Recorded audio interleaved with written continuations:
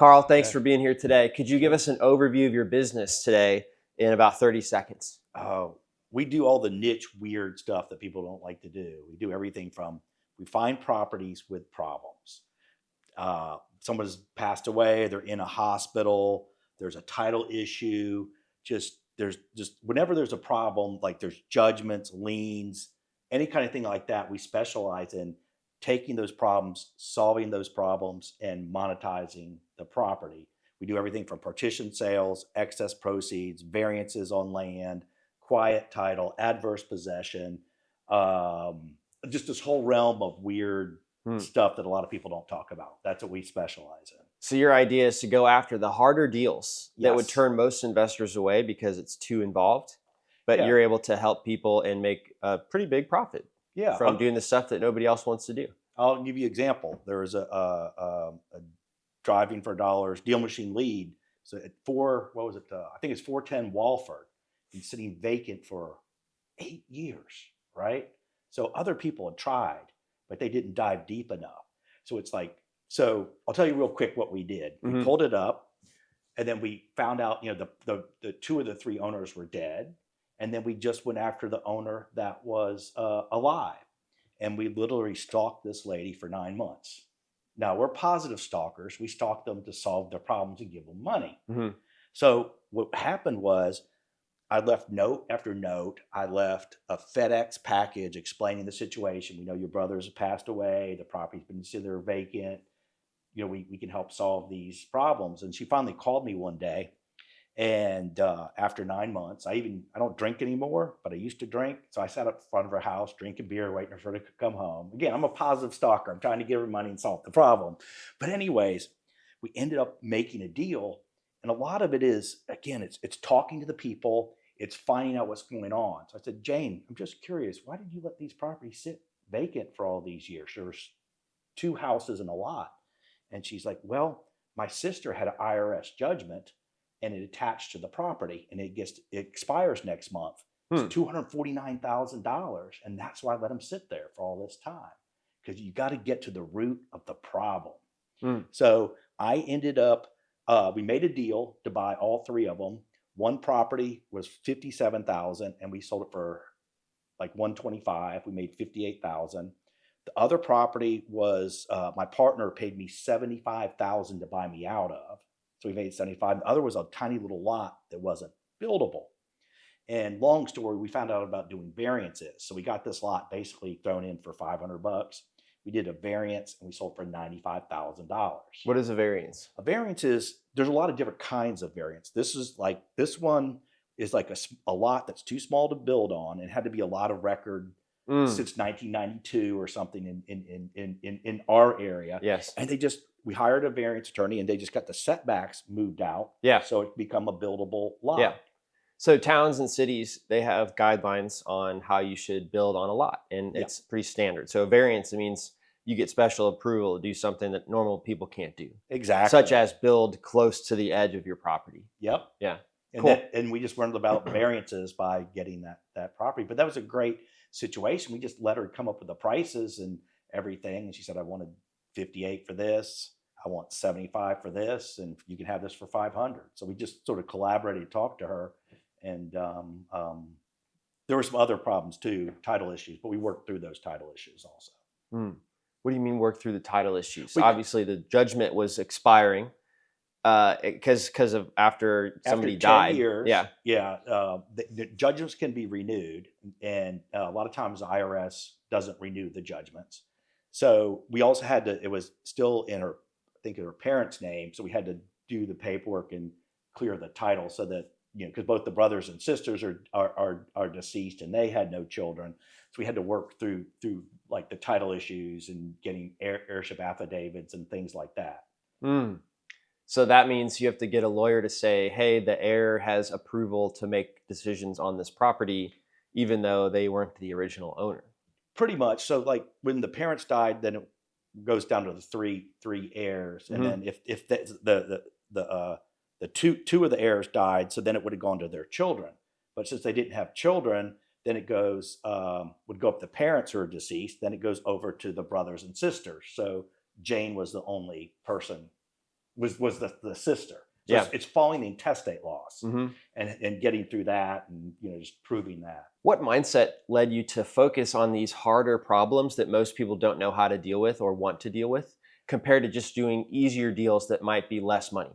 I think because there's a lot of competition these days on the easier low hanging fruit, very little competition if you're willing to dig a little bit deeper, and the money is much bigger. So I think that was $215,000 profit. Hmm. So the deals are larger, and I love taking on challenges and figuring them out. So part of it is just the enjoyment of something that people either say they can't, like some attorneys will tell us this can't get done, or a lot of problems. I just really enjoy getting into that, working with my staff to figure it out and getting it done. So part of it's the enjoyment, and that these deals are really big deals typically when you can figure them out. So, What were you originally trying to accomplish when you started your real estate business? well, I own some Subway sandwich shops. Oh, I didn't know that. Yes, You still do? No, I do not. Okay. I sucked at it. I hated it. I couldn't manage them worth a damn. And so I was good at acquiring them creatively. Like I bought my first Subway store for $1,000 down. No way. Yep. And I had a partner put the $1,000 because I didn't even have 1,000. That's only like 100 footlongs. Yep. Yep. So I bought the first one for that and got owner financing. I did another Subway where a friend of mine who had worked at Subway before came to visit me. He said, "Hey, you own a Subway? I'd like to own a Subway." His name, Brent Bickle. Okay. And I said, "Well, Brent, all you got to do is go to your mom, get $25,000 for all the upfitting. I'll provide the equipment and we'll be partners." Well, I leased the equipment for $1,000, provided that, and he did the upfit stuff. So for another $1,000, I own half of a Subway store. So I was really good at putting together. I am not good. Like if I come in and I say, "Hey, I want to run DealMachine," you better run. I'm an idea man, but the day-to-day operations, Got it. not good. Because I get tired of that. And then I sold out and back to real estate. Okay. I didn't take my ADD medicine today. So anyway. It's all good. I was enjoying that story. So what I ended up doing was a friend of mine said, "Hey, you got to go to this Ron LeGrand stuff. This guy's teaching a lot of cool stuff." I wanted to get on a Subway. So I went to Ron LeGrand, and then I just started learning these creative techniques and went to a lot of meetups. And that's how I got involved into the real estate. And it took me 1 year to get my first deal. Got it. Well, what made you think that was better than managing Subways? Well, I was getting tired of being robbed, employees stealing. The franchisor would put a store too close together. There's no limits to territory. So you get one going good, and then the store opens up and your sales go down. I figured anything was better than that. So I just saw that I could put my creativity in the way I think and stuff, and that I thought it had a good chance to be successful with all the techniques I was learning. How did you start learning about creative business deals? Most people don't think that way. I think it's sort of inherent in my ADD and the way I grew up. It just being this kind of thinking outside the box stuff. What was the question again? I already forgot. How did you get involved with creative deals? What inspired you or told you that you could buy a Subway for $1,000? That was by accident. What happened was the guy wanted $35,000. Mm-hmm. So he's like, "I need $35,000. It has to be cash. The store is breaking even." So we went to all our relatives. "Hey, we got this great opportunity to buy this Subway." And like, "Yeah, that's great, but we're not going to give you any money." So what happened was the manager walked out, and the store had been closed for like 3 days. So I called the owner up and said, "Look, your manager's gone." And he was a real estate person in Brevard, North Carolina. Okay. And I'm like, "Look, we still want to give you the $35,000, but we have 1,000 right now." And he said, "Get in there, open the damn store up, and I'll sell it to you for $1,000. If you opened it up? If he said, "You got the keys, open it back up." So on a handshake deal, we went in, opened it back up, and then he sold it to us for the $1,000. Wow. So it's luck, but you sort of make your own luck. You're in the right place, but the circumstances change. And he's like, boom. So then I realized, wow, you can get people to finance stuff. I didn't know that. Mm-hmm. And then that's how we just started buying up stores. So it wasn't $1,000 straight, but it was like owner finance, 1,000 owner finance, down. yeah, 1,000 down, 35,000 total for the price. Yeah. So he eventually did get his 35,000. He just got it over a period of time. Yep. Got it. Cool. So Back to real estate. Yeah. You've created a nice business in this niche, Yeah.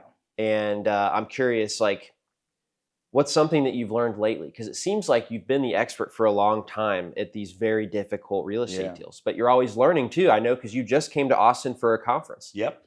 Yeah, it was a distressed asset Hmm. where there's a lot of great, like Logan Fulmer put it on. There's people like McLean Bobbitt, Stephanie Shepard, a lot of great people in the field. So, one of the things is they got a really good private investigator that now we're good at figuring stuff out, but use a private investigator for that. So what are some other, here's some things we've learned lately. We're starting to do adverse possessions. We're tacking on to the ownership. So in other words, let's say somebody owned the property in North Carolina, it's 20 years. Let's say they own it for 18 years. The title's messed up. We can do a thing called adverse possession. So you have to own it for 20 years or you can tack on to their claim. So now we can buy these properties for low price because they can't sell them to anybody and the title's messed up. And then we can do what's called a quiet title adverse possession to clear the title and get title insurance.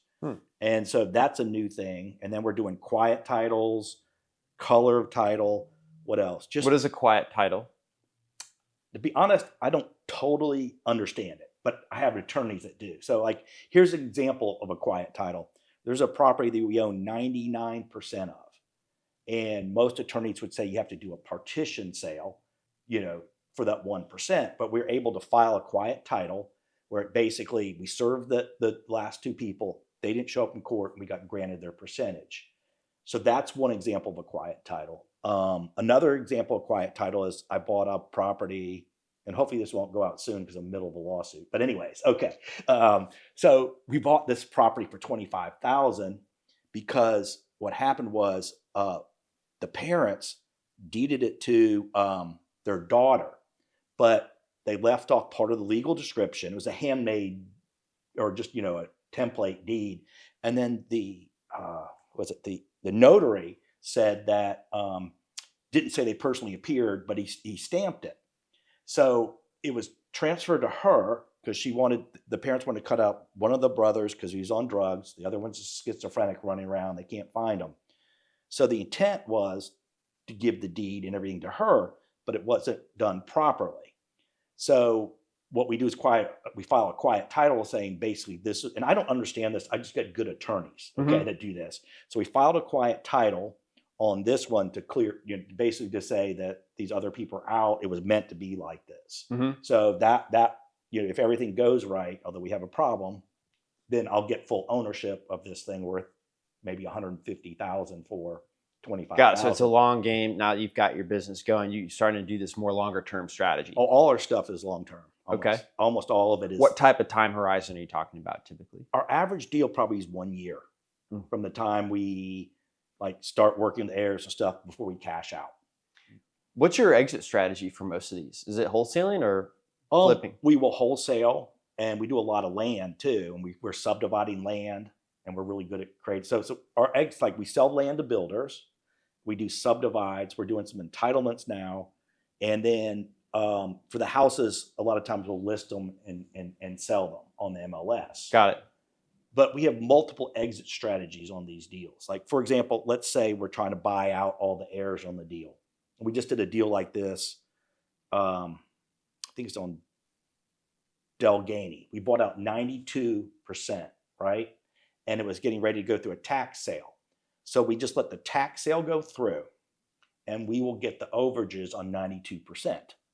So I think that deals will be $110,000 profit. So one of our exit strategies is excess proceeds if we can't clear the title. And then, partition sales to sell that. But a lot of it is just, fixing the title, getting anything clean, and then selling to either end user, but a lot of it's time is to investors to fix up the properties. Because we tried to do some renovations, and we just got done doing one where we lost $10,000 on a ton of time. So we're like, hey, we're not real good at this renovation. Let's stick to this kind of ways we're doing stuff. Yeah, I'm sensing a theme. It seems like you're really good at solving problems, but you don't love managing repetitive tasks. No. Such as making sandwiches or such as renovating homes. Very similar things that you don't like. Yeah, I like getting there, solving the problems, finding new niches. and being able to run with them, And well, let me add another exit strategy too. This is really Please. cool. We also look at every property that we're deep diving on. We run judgments, because with judgments, you can either buy the judgment, let it expire, pay to get it released, or get a discount.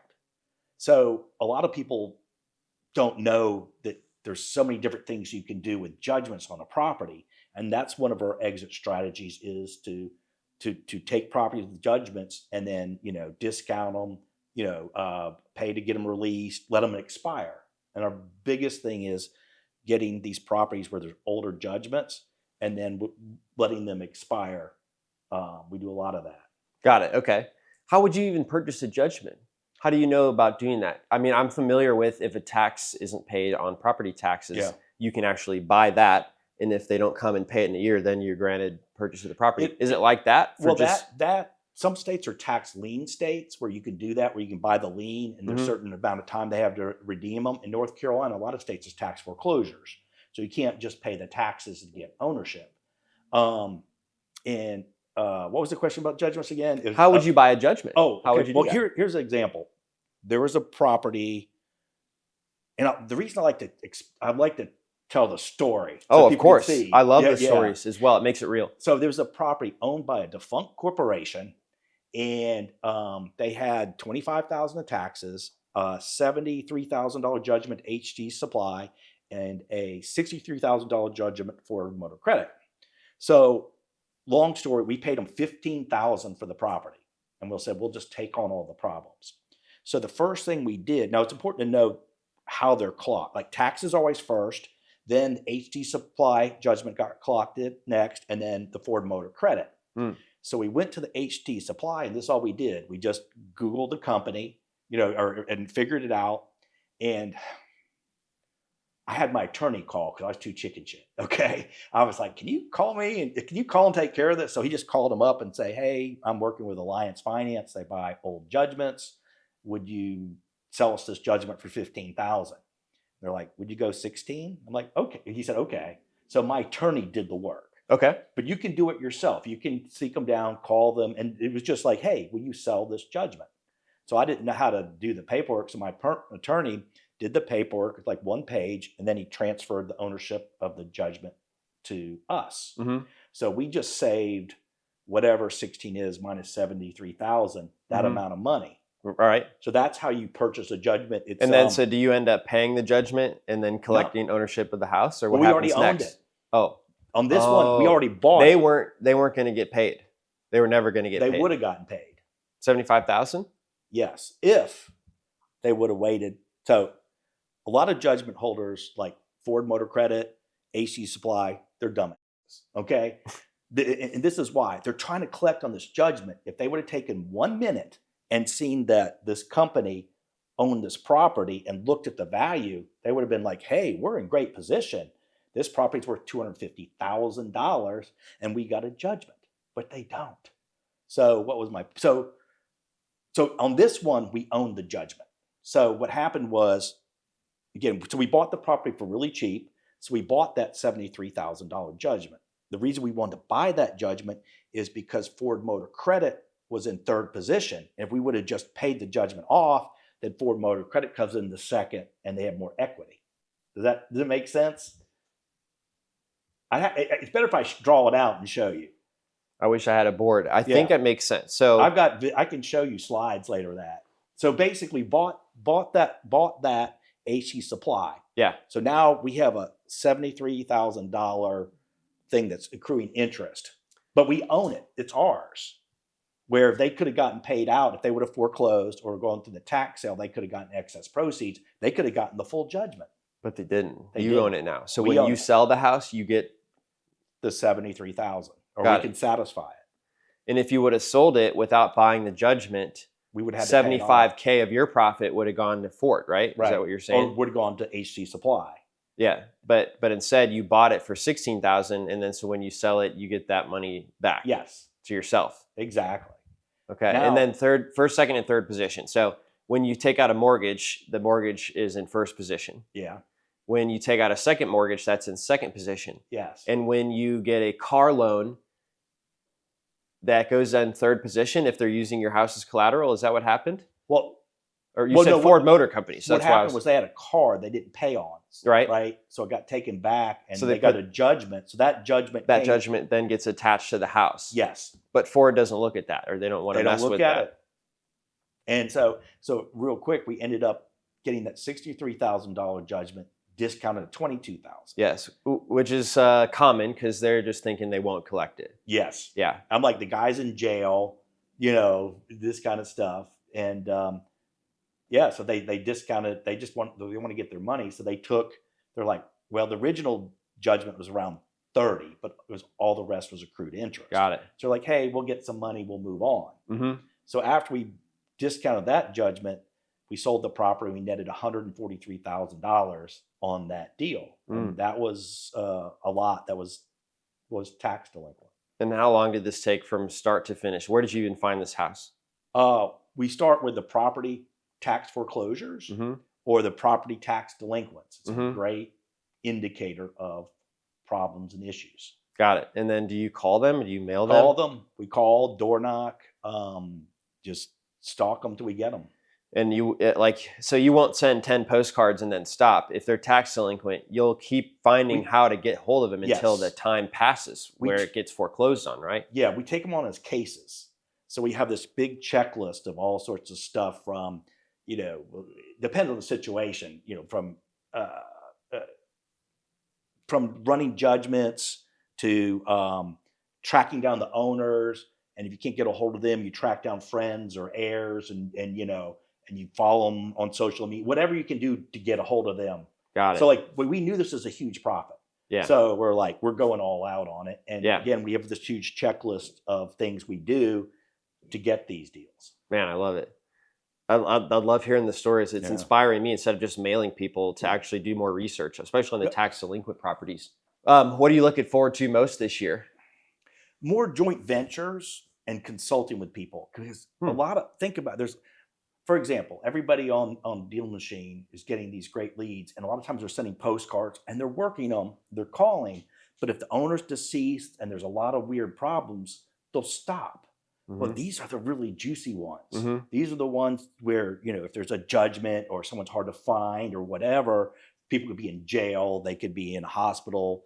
So anyways, if they're all in these situations where it's like, I'm looking forward to doing more joint ventures and more consulting on deals because I enjoy having problems come to me. And I also work with a group of people that help me out and we just find solutions. So that's what I want to do more joint ventures, more referrals and consulting. Would you do that in any state or specifically North Carolina? We are probably the best people in North Carolina, but we're pretty good in the other states. Okay. We just got to learn the laws a little bit more. Yeah. But we will do it anywhere in the US. Well, great. Hopefully we can help you out. Somebody listening wants to work with Karl because you've got a special tax delinquent property. Or where could they reach out to you? Where could they reach out to you? The easiest way to get a hold of me is 704-777-7777. That's our office number, although we don't do a good job of answering it, so you probably have to leave the message. I'll give you my personal number, 704-995-5385. Well,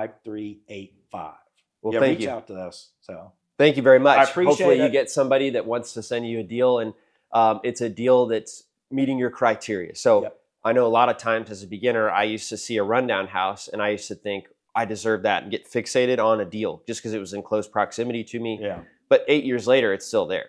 I'm really glad I focused on other deals. So how can somebody have a filter to say this is a deal worth bringing to Karl versus, well, this is just a deal that's like run down, but they don't want to sell yet? Yeah, if they do some investigation and find out the owner's deceased, if they do some, or still continues to sit there, it's like doing a little investigation, finding out a little bit more about the situation. The whole thing is talking to the owners or heirs or somebody to find out the situation that looks like there's a problem. Those are the best ones to bring to us. Got it. Well, thanks again, Karl. It was a pleasure having you in the community and on the podcast. Thanks. Yeah. All right. Appreciate it.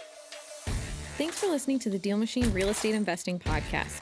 Please leave us a review and follow along wherever you're listening to your podcast.